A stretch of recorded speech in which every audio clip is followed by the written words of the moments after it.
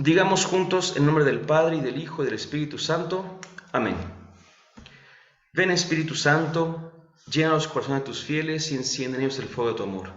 Envía, Señor, tu Espíritu, y todo será creado, y se renovará la faz de la tierra. Oh Dios, que has instruido los corazones de tus fieles con la luz del Espíritu Santo, concédenos que sintamos rectamente con el mismo Espíritu, y gocemos siempre de su divino consuelo. Por Jesucristo nuestro Señor. Amén. Espíritu Santo, fuente de luz, ilumínanos. En el nombre del Padre, y del Hijo, y del Espíritu Santo. Amén. Nuevamente, buenas noches, queridos hermanos. Vamos a iniciar con nuestro tema del día de hoy, nuestro curso que hemos llamado Ruaj, Espíritu de Dios. Ya tuvimos nuestro primer tema la semana anterior, que era el Espíritu Santo en el Antiguo Testamento. Por cierto, quisiera hacer un paréntesis que algunos podrán considerar innecesario, pero yo creo que no lo es. Yo creo que sí es necesario. Antiguo Testamento no significa como una herencia, por así decirlo, viejita, ¿no? Antiguo Testamento hace alusión, tendríamos quizá que entenderlo como la primera alianza. Nuestra iglesia como pueblo de Dios o todo el pueblo de Dios ha tenido dos alianzas enormes con Dios. La primera, que durante casi 2000 años se ha venido concertando, por supuesto, desde el siglo XIX antes de Cristo hasta Cristo mismo, casi 19, repito, casi 2000 años, 19 siglos, pues es la que verificamos o la que se verifica en el Sinaí, la alianza que hace Dios a través de Moisés con el pueblo. La alianza es con el pueblo a través de Moisés. Sabemos que Dios ha hecho distintos pactos con muchas personas y Dios es fiel, por supuesto, ¿no? Pero la alianza con este pueblo al que le dijo, yo seré su Dios y usted será mi pueblo, yo estaré con ustedes, esa es la primera alianza. Pero al traducirse las palabras del original hebreo, se fue como ahí un poquito, para algunos, no para todos, pero para algunos se fue como confundiendo y lo llamamos el Antiguo Testamento. Repito, la traducción más bonita sería la primera alianza, es decir, de nuestra Biblia, que tiene 73 libros, 46 son referidos a la primera alianza, el Antiguo Testamento, insisto, 46. Por eso es impresionante ver que la historia del pueblo que se contiene en la Biblia es muy extensa, mucho más en lo que llamamos hoy Antiguo Testamento que en el Nuevo Testamento. Aún así, decíamos, la verdad es que en el Antiguo Testamento no encontramos propiamente citas exactas donde se hable de la presencia inequívoca del Espíritu Santo. Lo que sí encontramos son acciones o son momentos en los cuales podríamos, después de un discernimiento, de un sano discernimiento, podríamos también entonces entender que ahí está actuando el Espíritu Santo. Pero, repito, una cita como tal donde se hable del Espíritu Santo no la podríamos encontrar así tal cual, porque todavía no se conocía al Espíritu Santo, ¿sí? Aún no se conocía como la tercera persona de la Santísima Trinidad, y entonces tenemos citas que después vamos a entender que hacen referencia a Él, por supuesto, de una manera indirecta. Decíamos esa frase, ¿no? Y ahora empezamos con un tema que dividiremos en dos, el Espíritu Santo en el Nuevo Testamento. Bueno, aquí dice uno, el Espíritu Santo en el Nuevo Testamento, debe decir dos, por supuesto, dos. El Espíritu Santo en el Nuevo Testamento. Y la parte uno es la que hoy veremos, es una parte que hasta cierto punto, si me permiten, va a ser muy concreta, muy breve incluso, creo yo, porque seguimos todavía en esta misma idea de que el Espíritu Santo apenas está siendo conocido. Si nos damos cuenta, en el tema de la semana anterior, nos tardamos un poquito más porque también hicimos una introducción tanto al curso como a la revelación. Pero en sí, el tema del Espíritu en el Antiguo Testamento es un poquito breve. Hay estudios muy grandes sobre el Espíritu en el Antiguo Testamento y se leen todas las citas que de alguna manera están relacionadas con el Santo Espíritu de Dios. Pero a final de cuentas también se puede condensar como lo hicimos nosotros a través de algunas ideas genéricas, si me permiten decirlo así. Algunos, por ejemplo, y el catecismo de la Iglesia Católica así lo maneja, habla del Espíritu Santo en los patriarcas, en los profetas, en los jueces, en los reyes, en el destierro. Y claro, de alguna manera podemos nosotros también adentrarnos a esa acción del Espíritu, pero insisto, siempre será de una manera indirecta, velada, porque la revelación que quita ese velo, he dicho de una manera velada, tiene un velo, la revelación que quita ese velo es progresiva y gradual. Como decíamos entonces, el Padre se manifiesta primero, el Hijo se manifiesta después y al final se manifiesta el Espíritu Santo. No queriendo decir con esto que sean tres momentos o tres eras o tres épocas, eso es herejía, sino que son los que fuimos conociendo. Siempre existió el mismo y único Dios trino, por supuesto. Entonces, en esta parte primera del punto número 2, el Espíritu Santo en el Nuevo Testamento, vamos a hablar del Espíritu Santo y el ministerio de Jesús. Miren, voy a adelantarme 3 diapositivas más o menos, porque se me hace interesante lo que dice el Catecismo de la Iglesia Católica. El tema, la base del tema que vamos a estar dialogando, está tomada en su totalidad del Catecismo de la Iglesia Católica, la base del tema, pero la reflexión que haremos y obviamente en los comentarios que iremos también añadiendo, esos tienen que ver con otra estructura, sobre todo una estructura de análisis bíblico, pero también de reflexión teológica. Voy a adelantar entonces las diapositivas para que les diga yo a qué me refiero para poder regresar. Miren, esta, les decía yo 3 diapositivas y otra regresamos. Dice el Catecismo de la Iglesia Católica, toda la misión del Hijo y del Espíritu Santo en la plenitud de los tiempos se resume, así lo resume el Catecismo entonces, en que el Hijo es el ungido del Padre desde su encarnación. Jesús es Cristo, el Mesías. Así resumiría el Catecismo la misión del Hijo y del Espíritu Santo en la plenitud de los tiempos, ¿sí? Así de sencillo. Imagínense, pues ya que es muy concreto, pero vamos a ir desmenuzando un poquito. Lo primerito es decir, que nos recuerda que Jesús es el Cristo, tomando en cuenta que Cristo es un título, no es un nombre en primer lugar, sino un título que después nosotros lo hemos, pues sí, pegado al nombre de Jesús. Pero en realidad Jesús se llamaba simplemente Jesús. No tenía un apellido como nosotros, por eso le llamaban a veces Jesús de Nazaret o Jesús el hijo de María, el hijo de José, pero era Jesús, no se llamaba Jesucristo, sino que con el tiempo, como dirá el capítulo número 2 del libro de los Hechos de los Apóstoles, allá en su verso 36, después del discurso de Pedro en Pentecostés, el mismo Pedro dice, sepa pues con certeza que Dios ha constituido Señor y Mesías a este Jesús a quien ustedes han crucificado. Pero ya les contó Pedro que Jesús resucitó. Entonces Jesús es constituido con su resurrección como el Cristo. Ahora bien, ¿qué significa Cristo? Sabemos que Cristo es una palabra griega, Christos, que traduce el hebreo Mesías, Hamashiach, el Mesías. Entonces, Mesías y Cristo significan lo mismo y lo traducimos al español como ungido.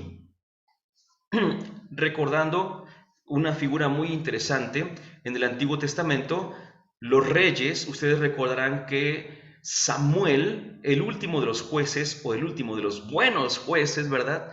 El último de los jueces, ¿qué hizo con los primeros reyes? Con Saúl y con David, los ungió, ¿verdad? Los reyes eran ungidos. De alguna manera, los profetas también eran ungidos. De alguna manera, los sacerdotes también eran ungidos, pero sobre todo los reyes. Aún así, casi siempre decimos que la unción se da para esas 3 grandes figuras del Antiguo Testamento, los profetas, los sacerdotes y los reyes. Ellos eran ungidos. Pero Dios había dicho que iba a llegar uno que iba a tener el nombre de Cristo o Mesías de manera excelsa, de manera auténtica. Si a alguien tuviésemos que llamarle ungido, no era a ninguno de los reyes anteriores, ni a ninguno de los profetas que estaban pululando por ahí en aquellos tiempos, antes de Jesús, por supuesto, sino que se le iba a decir justamente a Jesús. Jesús es realmente el Cristo. De hecho, el Evangelio de Marcos así empieza. Dice, Marcos 1:1, comienzo del Evangelio de Jesús, el Cristo, el Hijo de Dios. Jesús el Cristo. Ya para los tiempos en los que Marcos escribe su evangelio, y mucho antes, claro, desde la resurrección, pero para que nos demos una idea concreta, histórica, rápida, desde esos tiempos ya a Jesús se le llamaba el Cristo, ¿sí? El Hijo de Dios. Y lo digo porque, repito, mucho antes, mucho, mucho, pero lo digo porque por ahí todavía se deja escuchar algunos, pues a veces da un poquito hasta de risa, la verdad. Conflictúa cuando lo cree uno que no debería creerlo, cuando lo cree uno que no tiene por qué saberlo, pues ya, ¿no? Pero da un poquito de risa ver que algunos siguen pensando que Constantino fue el que dijo que Jesús era Dios. Bueno, pues ya ven que les gustan las cuestiones de ese tipo un poquito escandalosas, pero no tiene nada que ver que Jesús sea el Cristo, el Hijo de Dios, Dios mismo, con Constantino. Constantino vino a hacer otras cosas totalmente diferentes, que primero Dios, ojalá algún día podamos ver al menos una reseña histórica, reseña breve de la historia de la Iglesia, para que podamos entender también estos momentos, pero no tiene nada que ver Constantino con la divinidad de Jesús.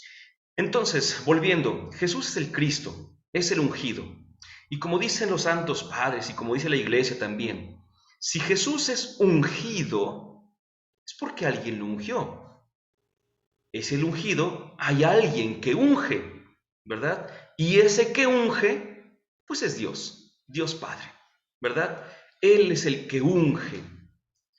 Pero, dicen algunos, pero si Cristo es el ungido y el Padre es el que unge, ¿quién es la unción?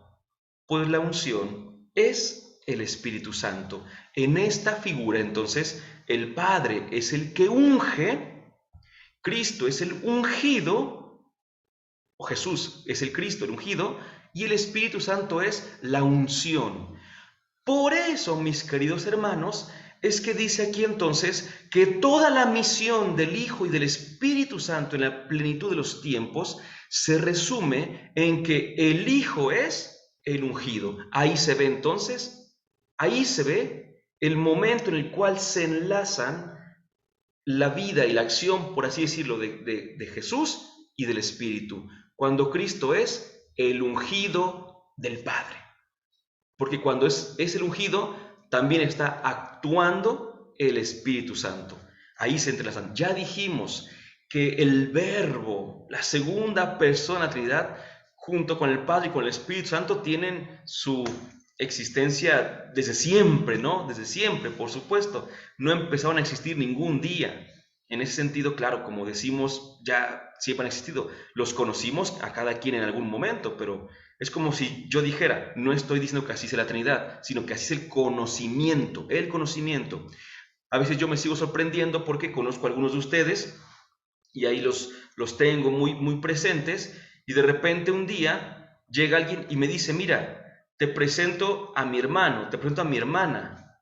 Y yo le digo, híjole, pues, ¿desde cuándo son hermanos? Me dirá, pues desde toda la vida. Oye, yo no lo sabía. Ah, bueno, que no lo supiese es cosa diferente a que no tuviera un hermano, ¿verdad? Entonces, que nos diga Dios, te presento al Hijo. Oye, acaba de nacer el Hijo. No, el Hijo es Dios desde la eternidad. ¿Y yo por qué no sabía? Bueno, que tú no lo supieras es muy diferente a que no fuera desde la eternidad Hijo, ¿verdad? Es muy diferente a que no existiera Espíritu desde la eternidad al desconocimiento de uno, por supuesto. Entonces, hay que ver la diferencia entre lo que Dios es y lo que nosotros sabemos de Dios. No podemos limitar a Dios a lo que sabemos de Él. Vaya, es una tontera absoluta. Regreso entonces, porque vamos a ver, dicho esto, sabiendo pues que la misión de Jesús, y aquí le llamamos el ministerio, porque se le llama así a la actividad que hizo Jesús para el bien de la humanidad, ministerio, y en cuanto fue para todos y fue abierto, se llama ministerio público, la vida pública de Jesús. Cuando decimos la vida pública, el ministerio público es lo que la gente supo de Jesús, lo que la gente conoció de él. Y lo que conoció de él fueron esos 3 añitos de la segunda mitad más o menos del año 27 hasta la primera mitad del año 30 después de Cristo, por supuesto, ¿no? 3 añitos ahí breves que se fueron rápido, del 27 al 30. Entonces, esa es la vida pública de Jesús, esa es de entrada. Sin embargo, no son pocos los que se han propuesto conocer y encontrar y entender también un poquito lo que pasó con Jesús en lo que podemos llamar de momento su vida oculta. Aquí hago también otra aclaración. Por vida oculta, usualmente se le denomina así a la vida de Jesús desde los 12 años. Escuchen cómo lo voy a decir, escuchen cómo lo voy a decir. De los 12 a los 30. A ese periodo le llaman vida oculta de Jesús. Pero tenemos que aclarar una cosa. De entrada, no fue hasta los 30, sino hasta los 34 más o menos. Recordemos, pues, que acabo de decir que Jesús empieza su vida pública en el año 27, pero ya tenía como 7 años aproximadamente. Entonces, cuando Jesús inicia su vida pública, tenía aproximadamente 34 años. Entonces, el límite que usualmente se pone de la vida pública de Jesús de los 12 a los 30, en realidad es hasta los 34 aproximadamente que inicia su vida pública. Jesús muere aproximadamente a los 37. ¿Pero qué creen? De los 12. Aquí viene una cosa importante, muchachos. Usualmente decimos es que el último texto que conocemos de Jesús es cuando estuvo perdido en el templo, ¿no? ¿Se acordarán ustedes que a los 12 años sube con sus papás y ahí el niño perdido y hallado en el templo, decimos, ¿no? Y un poquito antes también conocemos que la visita de los magos y un poquito antes, porque los magos fueron cuando Jesús tenía unos 2 años más o menos, no fueron cuando nació Jesús, fueron ya un par de años después, según el relato, claro está. Y un poco antes la visita de los pastores y un poco antes pues la anunciación de todo esto. Pero estos 12 años, estos primeros 2 años de la vida de Jesús, no corresponden a un dato histórico fijo que nosotros hayamos encontrado por ahí escrito en algún lugar. No, no, no, no. Estos datos corresponden a lo que el mismo Espíritu justamente nos ha dejado entender de la vida de Jesús, ¿sí? No es que alguien tuviera así como que, oye, fíjate que me encontré aquí el periódico de aquel día donde decía que Jesús a los 12 años, sus papás pusieron un anuncio porque dijeron se perdió, edad 12 años. No, no, no, no, no, no, no. Son datos que más allá de lo histórico, lo que quieren darnos es conocimiento teológico. Y cuando decimos conocimiento teológico, no nos referimos a un conocimiento acá medio altísimo y demás, no, no. Conocimiento teológico es conocimiento que viene de Dios, ¿sí? Algo que Dios nos ha dejado conocer. En ese sentido, pues, los textos, por eso les decía, me voy a adelantar para poder regresarme después, los textos que tenemos previos a la vida pública de Jesús son textos teológicos. Y hay que entonces entenderlos. Hace poco le decía a un amigo, pero no vayamos a caer en el extremo que solemos hacer la mayoría de nosotros. Cuando les digo que este texto, tal relato que viene en la Sagrada Escritura, es más teológico que histórico, lo primero que me dicen es, entonces es mentira. Yo no me estás entendiendo. Es 100% verdadero. No es histórico, pero es 100% verdadero. Y permítanme que ponga un ejemplo muy, muy ordinario, muy bajo. Vaya, perdón, de verdad, perdón, pero para que entendamos, si un hijo a los 4 o 5 años nos pregunta cómo es que nació él, ¿verdad? ¿Cómo es que llegó a este mundo? Pues no nos vamos a poner a explicar la biología de la concepción y todo esto, ¿verdad? Sino que vamos a hablarle con un lenguaje adecuado a su edad, adecuado a su forma de ser, adecuado a su contexto también. ¿verdad? Entonces le vamos a decir algo y alguien, una persona muy literalista, va a decir, estás mintiendo. No, no, permíteme. Le estoy diciendo una verdad en un lenguaje que él me entienda. Cuando crezca, va a ir comprendiendo y verá la verdad que estaba en ese relato que yo le dije. ¿Sí? Lo mismo pasa con esos textos. Nosotros no es para que digamos, entonces son falsos, estás mintiendo. No, no, no, no, no, no, no. Son verdaderísimos, absolutamente verdaderos. No hay rastro de falla, de error y mucho menos de mentira en los textos que llamamos, o en los relatos que llamamos relatos de la infancia. No hay mentira, hay 100% verdad, pero hay que aprender a leerlos. ¿Sí? Hay que aprender a entenderlos para que podamos saber qué es lo que nos querían decir los muchachos, ¿no? Aquí los evangelistas, por supuesto. Entonces, el Espíritu Santo, voy a hacer una afirmación también un poquito, ¿cómo llamarla así?, extrema para que podamos entender. Usualmente decimos que Juan Bautista es el precursor de Jesús. Yo les puedo decir que en realidad el Espíritu Santo es el precursor de Jesús. El Espíritu Santo. Alguien decía, y lo decía de una manera muy bonita, porque creo que es interesante que lo sepamos, ¿no? Decía, por ejemplo, lo siguiente, que a veces algunos vamos de misión, bueno, de misión por así llamarle, a lugares donde pues la fe no es vivida al 100%, pero algunos van de misión, la verdadera misión que Juan Pablo II Santo llamaba misión adyentes hacia las gentes, bueno, y obviamente desde el Vaticano II y desde siempre, vaya, desde siempre, pero el nombrecito y la idea ha venido a concretarse más con el Vaticano II, con Juan Pablo II, pero desde inicios de la iglesia la misión es la misma, ¿eh? No crean que no, antes no había, no, no, es la misma, nada más que vamos como que reflexionándola y poniéndola ya en esos términos. Juan Pablo II decía que hay tres tipos de evangelización: misión, evangelización pastoral, nueva evangelización y evangelización o misión adyentes. A eso me refiero.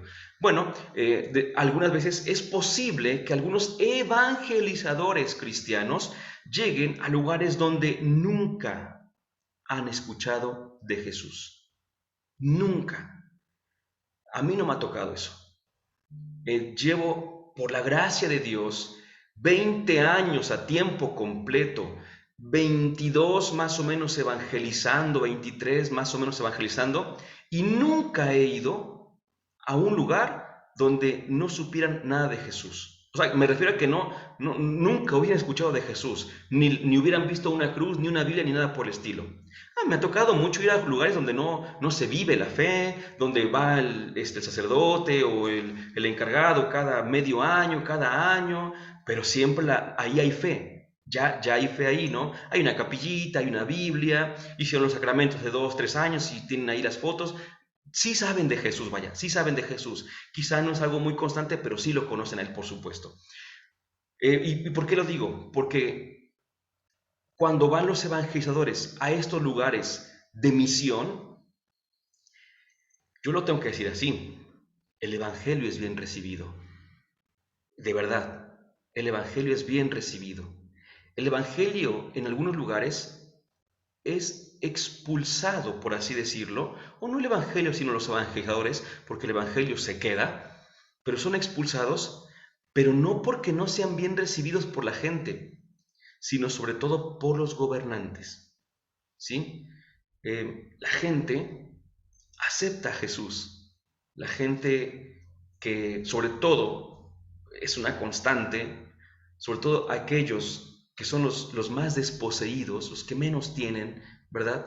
Son los que están, voy a decir así, en todo sentido, tienen las manos vacías, tan vacías, que Jesús las puede llenar totalmente. Entonces, aceptan muy bien el Evangelio, es muy bien recibido. Repito, ya muchas autoridades posteriormente son las que intentan quitar el Evangelio, los evangelizadores, pero en realidad el Evangelio es muy bien recibido. Pues nuestra iglesia dice lo siguiente, escuchen esto porque es bellísimo. Antes de que llegue el evangelizador, llega el Espíritu Santo.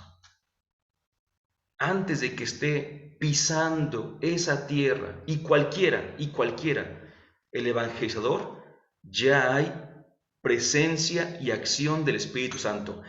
Evidentemente no van a saber los que ahí viven que es el Espíritu Santo el que está preparando su corazón, preparando sus vidas. ¿Por qué no lo conocen? Cuando llega el evangelizador, empiezan a conocer todo esto y pues por eso lo reciben perfectamente bien. Pero el Espíritu Santo es el auténtico precursor de Jesús. Él. Ahora bien, este Espíritu Santo, aquí viene otra cosa importante. Híjole, y eso es buenísimo. El Espíritu Santo siempre para poder actuar, o quizá, voy a decirlo con otra palabra, para que sea concreto en nuestras vidas, se apoya o nos hace partícipes de su misión. ¿Sí? ¿Qué significa esto? Pues evidentemente que si el Espíritu Santo pretendía disponer los corazones a la llegada de Jesús, lo hizo mediante algunas personas en particular, concretas. ¿Quién, por ejemplo? Juan Bautista. Juan Bautista, tenemos que reconocerlo, Juan Bautista no tenía la plenitud del Espíritu Santo. Ojo, ¿quiénes tuvieron la plenitud del Espíritu Santo? Los apóstoles. ¿Sobre quiénes sopló Jesús el Espíritu Santo? Sobre los apóstoles. ¿Sí? De hecho, por eso, por ejemplo, nada más por poner un caso así muy sencillo, por eso, por ejemplo, el día de hoy, quienes confirman a nuestros nuevos a los hermanos en la fe, que son el sacramento de la confirmación, son los obispos, perdón, y los obispos son los sucesores de los apóstoles. Los obispos tienen, en ese sentido, la plenitud del Espíritu Santo. Los demás tenemos al Espíritu Santo por participación, ¿sí? Pero Juan Bautista no tenía el Espíritu Santo en plenitud. ¿Por qué? Muy sencillo, porque el Espíritu Santo todavía no había llegado. Y no lo digo yo, lo dice la Escritura y lo dice nuestra iglesia. El Espíritu Santo, ya dijimos, llegó cuando Jesucristo resucitó. Entonces, con Juan Bautista, sí, claro, había una acción del Espíritu Santo. Y esta acción fue la que lo hizo diferente a los demás que hubo en su tiempo. Esta acción, fíjense nada más, así como el día de hoy podemos decir que muchos cumplen la voluntad de Dios aún sin conocerlo, y dices, ¿cómo? ¿Pero cómo cumplen la voluntad de Dios aún sin conocerlo? Porque Dios es verdad, Dios es justicia, Dios es comprensión, Dios es perdón. Pues todos aquellos que viven en la verdad, que viven en la justicia, que buscan la paz, que buscan la comprensión, el perdón, todo eso, están de alguna manera siendo movidos por el Espíritu Santo. No en plenitud, si es que no creen en Dios, si es que no son cristianos, no en plenitud, pero por supuesto que están viviendo ciertos valores porque siempre todas las culturas, y mejor aún, todas las personas tienen semillas del verbo. Y esas semillas del verbo, pues viene el Espíritu Santo a implantarlas en nosotros. Ya cuando llega Jesucristo a nuestras vidas, ya es una cosa que ya está más adecuada, por supuesto, para esto mismo, ¿no? Entonces Juan vivió justamente esos valores del reino que Jesús apenas iba a predicar. Jesús ni los había predicado todavía, los valores del reino, y Juan ya los estaba viviendo. ¿A qué invitaba Juan? A la conversión, al arrepentimiento, a una vida distinta. Le decían, por ejemplo, de verdad que el día de hoy el mensaje de Juan es súper actual también, porque le decían algunos, oye Juan, es que fíjate que yo quiero cambiar, muy bien, ¿qué eres? No, pues soy policía. Bueno, pues sigue siendo policía, pero sé un buen policía. No hagas cosas que no tienen que ser. ¿Y tú qué eres? No, pues yo soy ayer que fue del abogado, ¿no? Soy abogado. Bueno, pues qué bien, sigue siendo abogado, pero sé un buen abogado, no un abogado del mundo, sino un abogado de acuerdo con los principios de Dios. ¿Tú qué eres? Lo que tú quieras, ¿no? Juan les decía, vuelven a sus vidas. pero cambien esa injusticia, cambien esa opresión, cambien todo lo que no está bien por cosas buenas, conviértanse. Son valores del reino también. Entonces Juan, ¿cómo se llama? Esta vida que llevaba, esta forma de ver las cosas, lo hacen un digno candidato a ser llamado una persona del Espíritu. Juan era una persona del Espíritu, aunque no estuviera bautizado todavía, ¿verdad? Juan fue también, en ese sentido, habitado por el Espíritu. Y esa verdad, a esto me refería, por ejemplo, hace rato, esta verdad la vemos, por ejemplo, en el Evangelio de Lucas, cuando dice que María fue a visitar a Isabel y dice que el niño empezó a saltar y que se llenó del Espíritu Santo y todo esto. Bueno, es una forma de decirlo. No podemos pretender entender que ese ser llenado por el Espíritu sea lo que hoy entendemos por ser llenado por el Espíritu.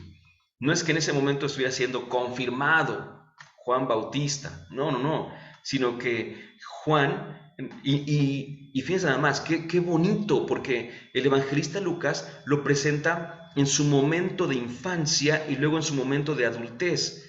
Pero lo que quiere decir es que Juan reconoció a Jesús y aceptó a Jesús como el Cristo, justamente, ¿verdad? Entonces, cosa que es importante porque muchos en aquel tiempo, también por eso Lucas escribió esto, muchos en aquel tiempo no pensaban, no creían que Jesús fuera el Cristo. Para más, algunos creían que el Cristo era Juan, justamente, ¿verdad? Muchos pensaban eso. Entonces, el evangelista Lucas nos propone esos textos muy bonitos.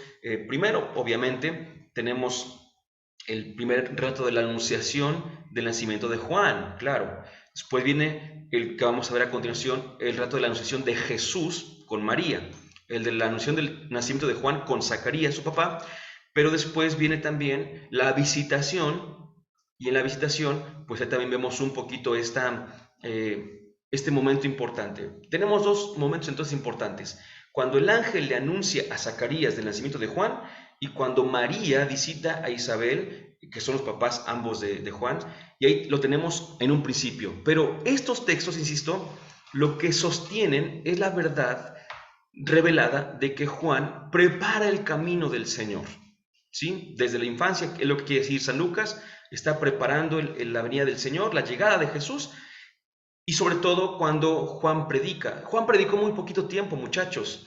En el mismo año en que Jesús empezó su predicación, algunos creen que por mucho, un año antes. Así que por mucho, Juan empezó el año 26 a predicar. Jesús el 27, recordemos. Pero algunos dicen que de hecho Juan pudo empezar a predicar el mismo año 27, el mismo año que Jesús predicó. O sea, predicó muy poco tiempo. Eh, su prédica fue muy interesante, pero también pues sacaba muchas ámpulas y por eso es que fue mandado a matar, por supuesto, ¿no? ¿Qué otro personaje encontramos en el tiempo de Jesús?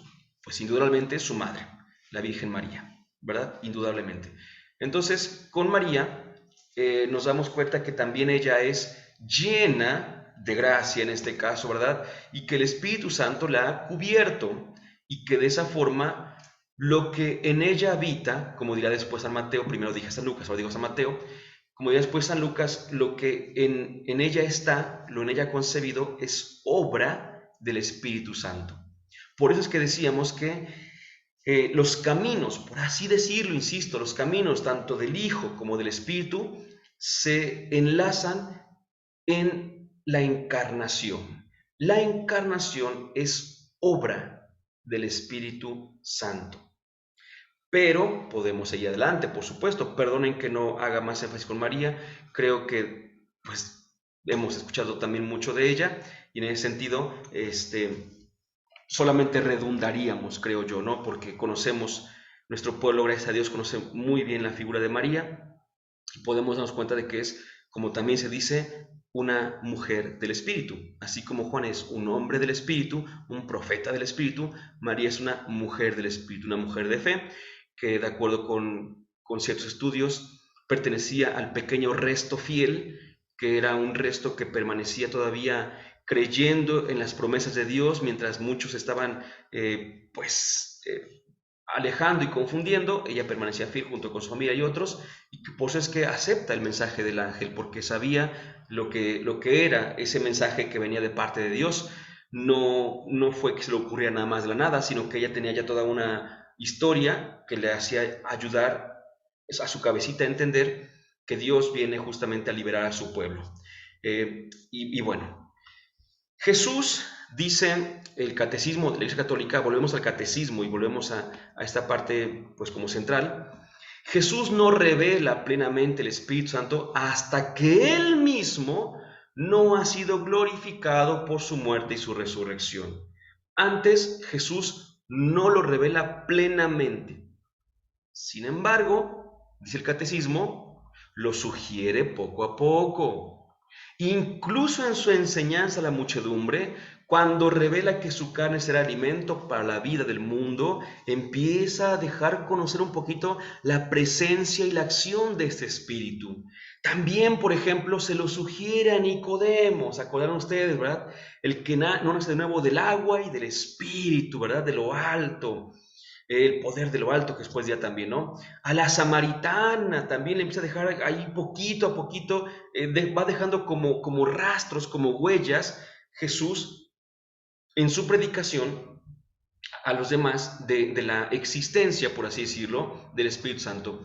Y por supuesto, una cita que a mí me gusta mucho, Juan 7, 37, 39, a los que participan en la fiesta de los tabernáculos. Bueno, ya veremos qué día, qué fiesta era, pero a los que participan en esta fiesta les dice que el último día, el más solemne de la fiesta, Jesús, puesto en pie, les dijo: hey, vengan a mí todos y los que tengan sed, beban de mí, porque como está dicho en la Escritura, de su seno correrán ríos de agua viva.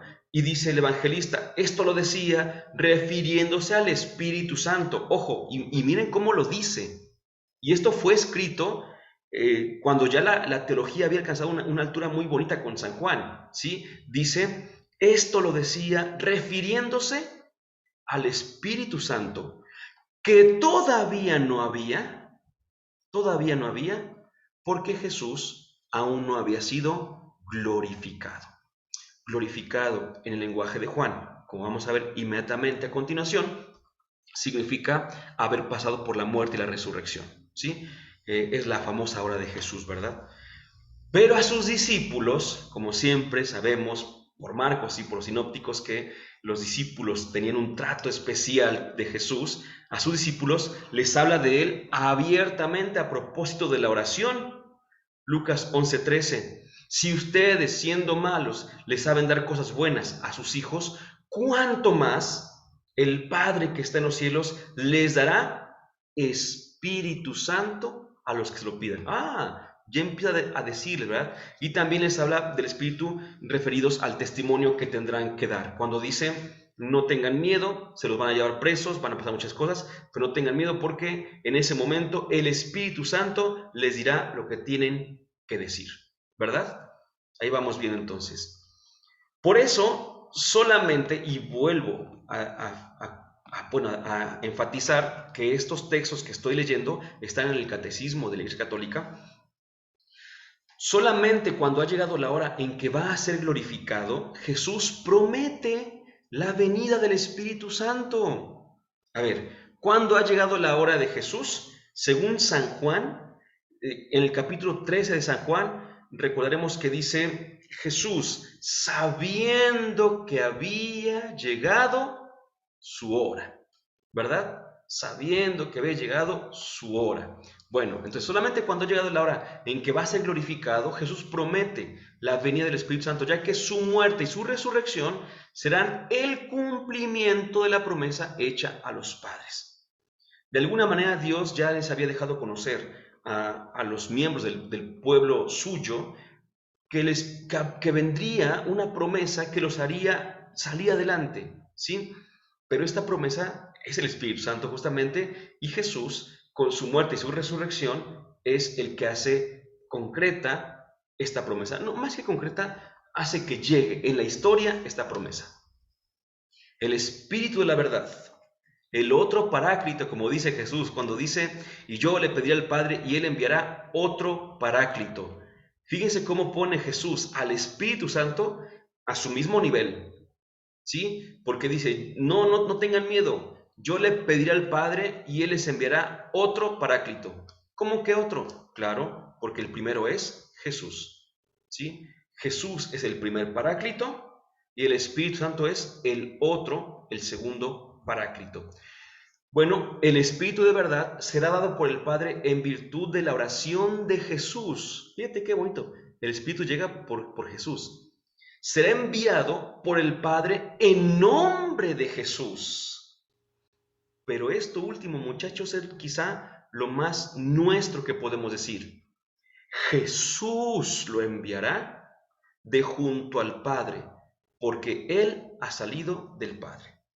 ¿Por qué es lo más nuestro? Porque el Espíritu Santo nos es dado por el Padre y por el Hijo, ¿sí? No solamente por el Padre. Recuerden eso. Esto que estoy diciendo tan sencillo y que lo podemos aceptar sin problemas, fue un problema teológico muy grande, ¿sí?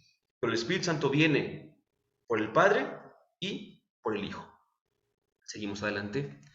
El Espíritu Santo vendrá. Nosotros lo conoceremos. Estará con nosotros para siempre. Permanecerá con nosotros, nos lo enseñará todo y nos recordará todo lo que Cristo nos ha dicho y dará testimonio de Él, de Cristo, por supuesto. Nos conducirá a la verdad completa y glorificará a Cristo. En cuanto al mundo, lo acusará en materia de pecado, de justicia y de juicio. No estoy diciendo, hermanos, que esto vaya a pasar después, sino que cuando Jesús promete al Espíritu, así lo promete, como el que ha de venir, el poder de lo alto, decíamos, ¿verdad? Que lo conoceremos, que estará con nosotros, que permanecerá, que enseñará, que recordará, que nos hará dar testimonio, que nos conducirá a la verdad completa y que glorificará al Cristo. Y dice Jesús en ese gran discurso de los capítulos 14 al 17 de San Juan, dice, y en cuanto al mundo, lo acusará en materia de pecado, de justicia y de juicio.